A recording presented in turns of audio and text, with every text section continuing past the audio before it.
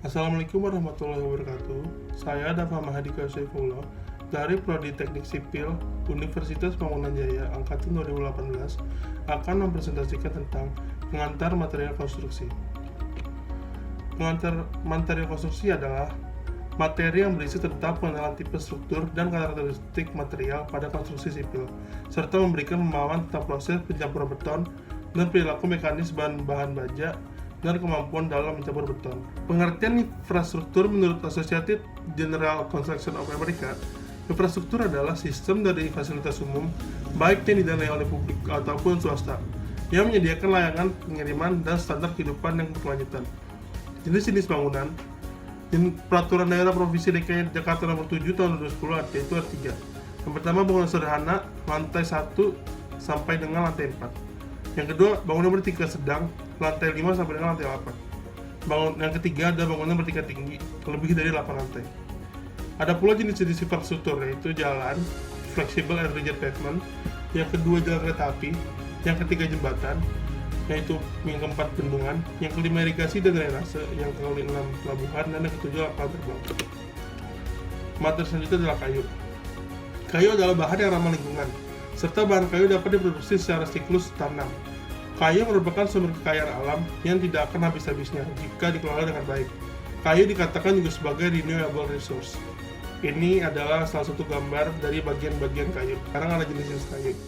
Jenis-jenis kayu itu ada kayu jati, kayu meranti, kayu berbau, kayu albasia, kayu cendana, kayu ulin, kayu eboni, kayu terem besi, kayu manggarai, kayu kamper, kayu snorkeling, kayu sungkai, kayu pinus dan cemara, kayu kelapa, kayu mahoni, dan kayu aren.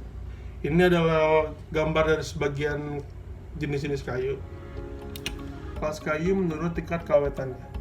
Biasanya keawetan kayu itu bisa disebabkan oleh tanah yang lembab, tidak terlindungi, tidak berhubungan dengan tanah lembab, atau bisa juga sangat dayap. Ini adalah salah satu tabelnya, bisa diperhatikan. Selanjutnya adalah kelas kayu menurut tingkat kekuatannya. Biasanya akan dipengaruhi oleh berat jenis kering udara dan tegangan yang diperkenakan. Lanjut. Ini adalah sifat-sifat kayu. Yang pertama, berat jenis. Semakin tinggi berat jenis kayu, akan semakin tinggi kekuatan kayu tersebut. Yang kedua, higroskopik. Kayu memiliki sifat dapat menyerap atau melepaskan air bergantung pada kelembaban udara. Yang ketiga, ada warna kayu. Warna pada kayu dipengaruhi oleh beberapa faktor, antara lain umur kayu dan kelembaban udara. Selanjutnya adalah sifat-sifat mekanik kayu. Yang pertama, kekuatan tarik menahan gaya tarik arus jajar serat dan tegak lurus serat. Yang kedua, kekuatan tekan menahannya tekan kayu, arus jajar serat dan tegak lurus serat. Yang ketiga, kekuatan lentur adalah kekuatan untuk menahan momen lentur. Yang keempat, kekakuan ialah suatu ukuran kekuatan dalam menahan perubahan bentuk yang umumnya dinyatakan dengan istilah modulus elastisitas atau E. Selanjutnya yang kita bahas adalah agregat. Agregat adalah istilah kolektif untuk bahan mineral seperti pasir, batu kerikil, dan keras stone yang digunakan pada media mengikat aspal dan semen Portland membentuk bahan campuran seperti beton aspal dan beton semen Portland. Ini adalah gambar dari agregat. Fungsi agregat adalah yang pertama, mengurangi susut pada beton. Yang kedua, memengaruhi keekonomisan beton. Yang ketiga, sifat yang tahan terhadap benturan dan dapat mempengaruhi ikatannya dengan pasta semen. Agregat mengisi 60-80% dari volume beton. Karakteristik kimia, fisik, dan mekanik agregat yang digunakan dalam pencampuran sangat pengaruh sifat-sifat beton yang dihasilkan, yaitu ada kuat tekan, kuat lentur, dan durabilitas. Klasifikasi agregat menurut asalnya. Yang pertama ada natural agregat, yaitu pasir, gravel, sandstone, batu kapur. Yang kedua ada artificial agregat, yaitu ampas biji besi, slag, broken brick. Lalu ada klasifikasi agregat menurut sumbernya. Yang pertama ada igneous rock, yaitu ada granit dan as. Yang kedua ada sedimentary rock, ada limestone, sandstone, dan coal.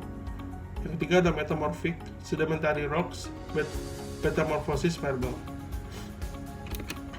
Ini adalah spesifikasi gradasi agregat. Nah, dilihat dari ukuran-ukuran ayakannya, di mana agregat-agregat tersebut bisa lolos dari ayakan-ayakan tersebut. Itu adalah pengujian agregat. Acuan yang digunakan dalam pengujian analisis saringan pada campuran beton ini SNI 1969 tahun 2018 tentang metode pengujian tentang analisis saringan agregat halus dan kasar. Acuan tersebut digunakan untuk kedua jenis agregat dalam campuran beton, Pengujian analisis saringan bertujuan untuk memperoleh distribusi besaran dan jumlah presentasi butiran baik agregat kasar maupun halus. Ukuran dan berat digunakan dalam uji analisis saringan ini. Selanjutnya dalam modulus kehalusan. Modulus kehalusan didefinisikan sebagai jumlah persen kumulatif yang tertahan pada saringan seri standar dibagi 100. Biasanya modulus kehalusan dihitung untuk agregat halus. Modulus kehalusan digunakan untuk mengetahui ukuran butir agregat, untuk mencirikan kekasaran, keseluruhan, atau kehalusan agregat. Nilai modulus kehalusan berguna dalam mendeteksi variasi agregat yang dapat mengurangi workability beton segar. Ini adalah rumus dari modulus kehalusan. Bisa dilihat. Selanjutnya ada semen. Kata semen berasal dari bahasa Latin cementum, yaitu pengikat atau perekat. Semen Portland diproduksi pertama kalinya pada tahun 1824 oleh Joseph Abdin.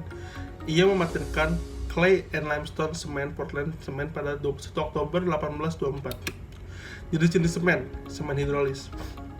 Semen pozzolan dengan Portland pozzolan semen volcanic ash diperoleh pertama kali di daerah sekitar Pozzuoli, Italia. Dibuat dari campuran semen Portland dengan fly ash, sisa pembakaran batu bara, semen Portland dengan silica foam, atau semen Portland dengan serbuk bata. Keuntungan dari PVC adalah sebagai berikut. Produksi murah karena menggunakan materi pozzolanik, harga murah. Yang kedua, memberikan karakteristik ketahanan terutama struktur hidrolik dan struktur kelautan. Yang keempat, mengurangi panas hidrasi. Yang kelima, PVC harus lebih dari OPC sehingga mengurangi retak. Contoh pemakaian PVC yaitu pembuatan pier, jembatan, dan dermaga. Berdasarkan perbedaan komposisi STM C150, semen Portland dibagi menjadi 5 tipe, yaitu semen tipe 1, tipe 2, tipe 3, tipe 4, tipe 5. Bisa dibaca di sini. Jenis semen non-hidrolis. Yang pertama ada gips, dibuat dari campuran CaSO 4, 2H2O. Semen gips digunakan sebagai material dekorasi interior dan plastran dinding. Yang kedua ada lime, dibuat dari kapur alam atau dolomit yang dibakar sampai 950 derajat sampai dengan 1100 derajat Celcius. Kualitas lime terjaga baik selama 3 minggu sampai dengan 6 bulan. Yang ketiga ada semen magnesium, gunaannya untuk interior saja karena kurang baik terhadap udara lembab. Yang keempat ada belerang, semen belerang. Beton yang dibuat dari semen belerang ini tidak tahan serangan asap, garam, mudah leleh, dan tidak tahan beku. Selanjutnya adalah fungsi air pada semen. Di dalam campuran beton, air memiliki dua buah fungsi. Yang pertama, untuk memungkinkan reaksi kimia yang menyebabkan pengikatan dan berlangsungnya pengerasan. Yang kedua, sebagai pelincir campuran kerikil, pasir, dan semen agar memudahkan pencetakan. Tujuan utama pemakaian air untuk proses hidrasi, yaitu reaksi antara semen dan air yang menghasilkan campuran keras setelah beberapa waktu tertentu. Yang kedua, untuk perawatan, curing, guna menjamin proses pengerasan yang sempurna setelah pengecoran air. Berikut adalah tabel air yang dibutuhkan oleh semen. Bisa dilihat. Lanjut. Bahan campuran atau admixture. Admixture adalah bahan yang ditambahkan pada campuran beton pada tahap pencampurannya. Selanjutnya ada beton segar. Beton segar atau beton plastis adalah material campuran segar terdiri dari semen, air, dan agregat yang dapat dicetak dalam bentuk apapun. 48 jam pertama setelah pengecoran pada beton segar menentukan perilaku jangka panjang suatu beton. Itu ada FC, ultimate strength, ada EC, modulus elastisitas, susut, dan durabilitas. Workabilitas didefinisikan dalam 3 hal, yaitu kompaktibilitas atau kemudahan di mana beton dapat dibagikan dan rongga-rongga udara diambil. Yang kedua, mobilitas atau kemudahan di mana beton dapat mengalir dalam cetakan. Yang ketiga, stabilitas atau kemampuan beton untuk tetap sebagai massa homogen yang stabil selama dikerjakan dan digetarkan tanpa terjadi segregasi pemisahan butiran dari bahan baru utamanya. Segregasi adalah pemisahan dari berbagai bahan campuran beton, yaitu kecenderungan butir-butir kasar untuk lepas dari campuran beton. Slamtes menghasilkan cara yang praktis dan sederhana untuk mempertahankan uniformitas yang dapat diterima terhadap konsistensi beton yang dihasilkan di lapangan. Operasi penurunan slamtes menjadi 3 kategori, yaitu selam sebenarnya, selam geser, dan selam yang mengalami turunan seluruhnya. Bisa dilihat dari gambar dan penjelasan tersebut. Lalu ada compacting factor test. Pengujian faktor kepadatan dirancang untuk mengukur derajat kepadatan suatu beton. Derajat kepadatan biasanya disebut dengan faktor kepadatan. Kuat hancur beton. Beton dapat mencapai kuat hancur sekitar 80 N per mm persegi atau 12.000 atau lebih tergantung pada perbandingan air semen serta tingkat pembatannya. Kuatan beton berkisar 1/18 kuat tekan. Beton pada waktu muda masih muda dan berkisar 1/20 sesudahnya untuk menahan gaya tarik. Tulangan menahan gaya tarik kuat beton. mendengar tentang akibat perubahan kadar tersebut. Sekian dari saya, bila ada kurangnya mohon dimaafkan. Wassalamualaikum warahmatullahi wabarakatuh.